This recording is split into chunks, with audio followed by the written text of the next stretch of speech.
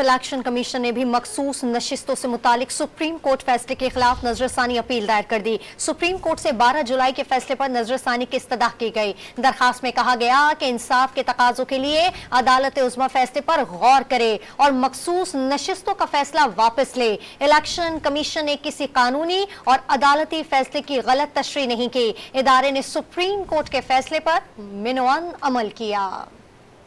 Supreme court का मखसूस नशिस्तें PTI को देने का फैसला चैलेंज। इलेक्शन कमीशन ने नजरसानी दरख्वास्त दायर कर दी। इंसाफ के तकाजों के लिए मखसूस नशिस्तों से मुतालिक 12 जुलाई का फैसला वापस लेने की इस्तदा की। अदालत उज़्मा से फैसले पर नजरसानी की दरख्वास्त दायर करते हुए मौका इख्तियार किया कि इलेक्शन कमीशन ने आइन और कानून के मुताबिक अपनी जिम्मेदारी सर अंजाम दी। इलेक्शन कमीशन ने किसी कानूनी और अदालती फैसले की गलत तशरीह नहीं की। इदारे ने सुप्रीम कोर्ट के अदालती फैसले पर मनोअन अमल किया। इलेक्शन कमीशन ने नजरसानी दरख्वास्त में मौका इख्तियार किया कि सुप्रीम कोर्ट इलेक्शन कमीशन के आइन के आर्टिकल 218 में मुदाखलत नहीं कर सकती। आइन की गलत तशरीह पर मामला आईनी इदारे को रिमांड किया जाना चाहिए। आगाह किया कि इलेक्शन कमीशन ने 39 अरकान की हद तक फैसले पर अमल कर दिया है। सुप्रीम कोर्ट 12 जुलाई के फैसले पर नजरसानी करते हुए फैसला वापस ले। पाकिस्तान मुस्लिम लीग नून और पीपल्स पार्टी ने भी मखसूस नशिस्तों के फैसले के खिलाफ नजरसानी अपील दायर कर रखी है। 12 जुलाई को चीफ जस्टिस काजी फाइज ईसा की सरबराही में सुप्रीम कोर्ट के 13 रुकनी फुल कोर्ट बेंच ने पेशावर हाई कोर्ट और इलेक्शन कमीशन का फैसला कालादम करार देते हुए मखसूस नशिस्तें पीटीआई को देने का हुक्म दिया था।